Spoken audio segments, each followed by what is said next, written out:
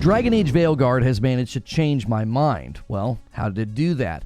The game has been struggling to get its footing with the fans. When the initial cinematic trailer debuted during the Xbox showcase, it did not receive a warm welcome. Many claim that it looked like Fortnite and that the trailer was not a good look for the game and was massively downvoted on the main Dragon Age YouTube channel. Then their own gameplay reveal was 2 days later, and in similar fashion, it has received a lot of criticism. It doubled the viewership of the reveal trailer, but the downvoting has happened again, leaving many wondering what the issue is. I found myself sort of torn on the gameplay reveal. Upon rewatching it, I think one of the main problems is that the player doesn't play very well, and the early footage doesn't really show off what combat will really look like when you can control the whole party. So the fights look very flat and boring, and the linear design of the areas feel very constrained, and it almost comes off like a mobile game. And Dragon Age fans seem to be split on the issue. Some are saying that it looks great, while others feel it is a giant departure in an attempt to get new fans.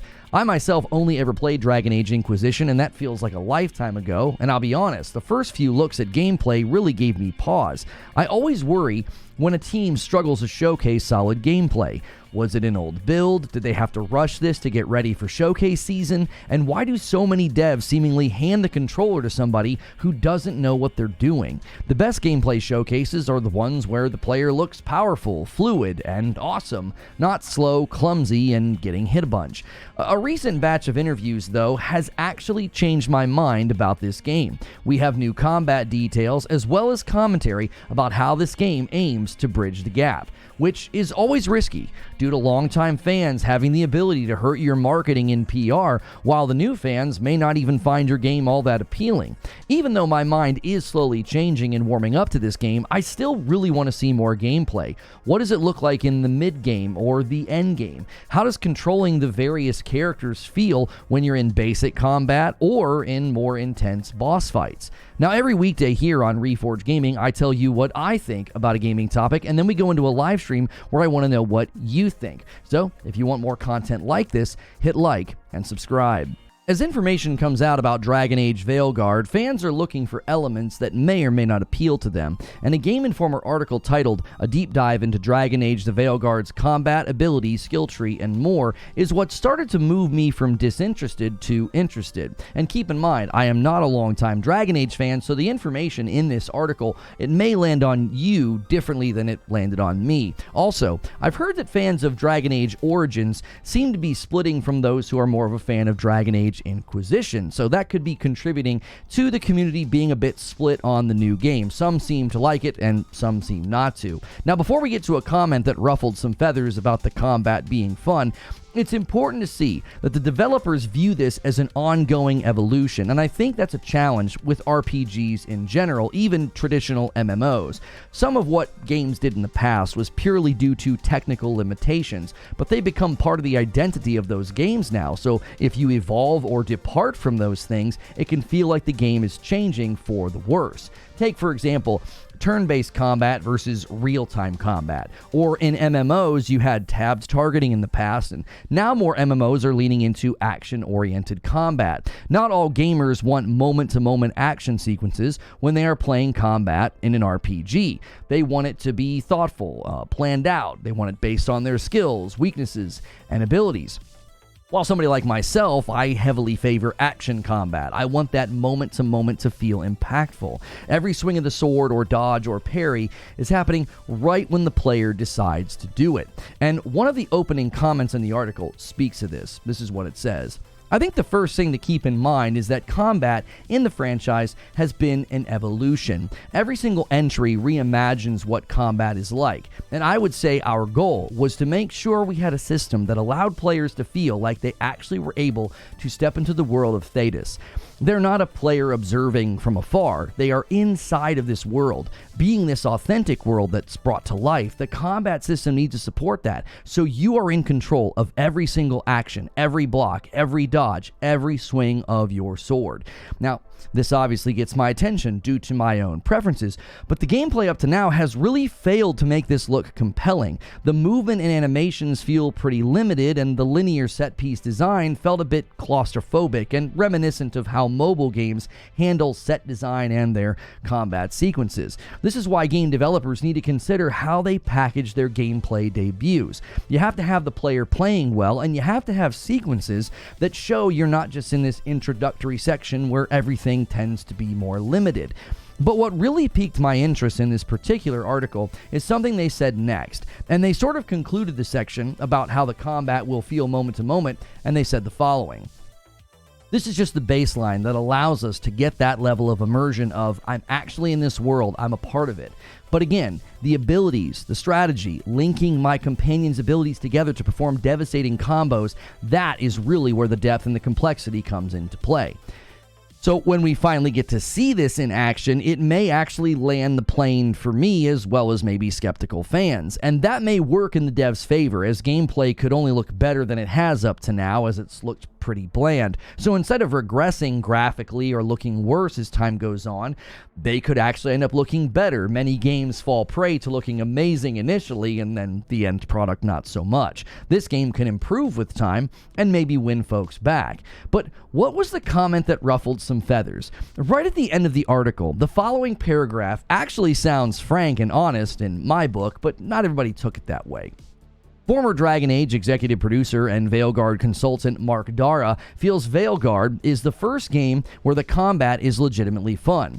What I see in Veilguard is a game that finally bridges the gap. Uncharitably, previous Dragon Age games got into the realm of combat wasn't too bad. In this game, the combat's actually fun. But it does keep that thread that's always been there. You have to focus on Rook, on your character, and still have control and character coming into the combat experience from the other people in your party. Now, obviously, fans of the previous game tend to bristle when you imply the combat in those games wasn't fun, but I don't think that was his intention. I remember interacting with Mark quite a bit during some of the Anthem events that I went to, and he gets very passionate about the projects that he's attached to, and he really wants to listen to player feedback. So I feel his comment is coming from a good place, and to be honest, looking at the old Dragon Age games and their gameplay, yeah, the combat looks fine, but nothing spectacular, which means he has now, I think, set the table for the game, as he put it, to actually be fun.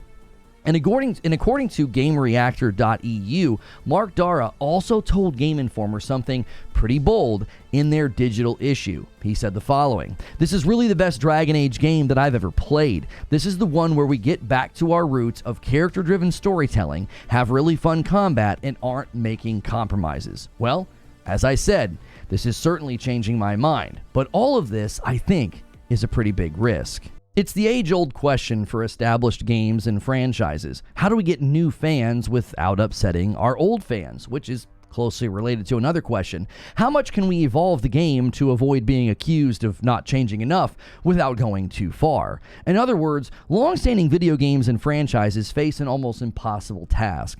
The game needs to be new and better, but not by too much. And the game needs to get new customers, but again, not too much. And for a game like Dragon Age, this feels even more complicated. The fans of the game can't even seem to agree which game is the best, which is honestly a feather in the cap of the team behind this game. It actually gives me a little more confidence in the new game about to come out. If they're able to make multiple iterations of Dragon Age, and that has their own beloved games and praised value points to the extent that the community debates and disagrees about which one is better, perhaps Dragon Age Veilguard will land in a similar place. And honestly, I wouldn't want to be in the shoes of any developer these days. Appealing to older fans has to be uniquely challenging as you attempt to harness newer technology or even newer trends in other games. And I don't mean trend chasing, but I imagine even developers of games, they're playing all kinds of different games and all kinds of new games that have come out. And they may experience or see something that they genuinely think is cool,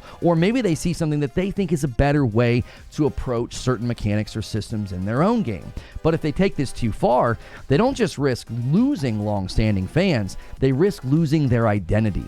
We've all experienced this with music at some point in our lives. The style or the sound of the band changes, or it goes in a different direction.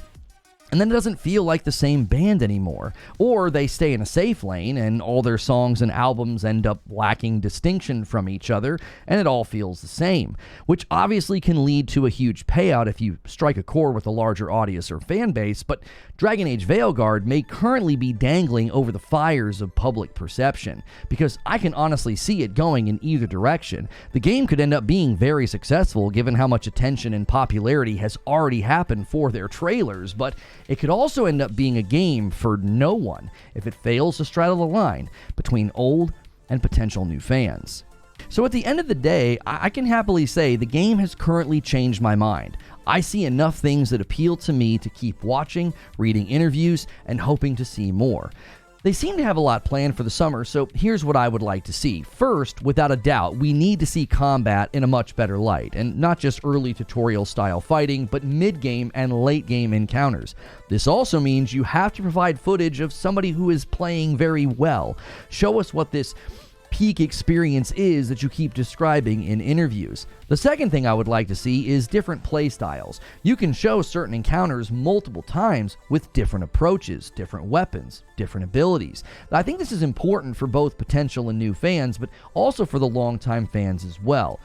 Ultimately, I think games are in a very different position than they used to be. In the past, you could get everyone hyped with a few trailers, finally reveal some gameplay, and that was kind of the end of it. Now gamers have access to far more games to play, but also far more games coverage. Studios release dev diaries, deep dives on their own channel. Some of them are doing podcasts where they answer questions and break down core systems. All of this can be leveraged in a good way to promote a game and have good transparency with the public, but it can also be a game's undoing before it even releases. Some games have received what I have dubbed the preemptive death sentence of negativity, and it can almost feel as if a game like Dragon Age Veilguard is doomed to fail purely for choosing the wrong art style or presentation.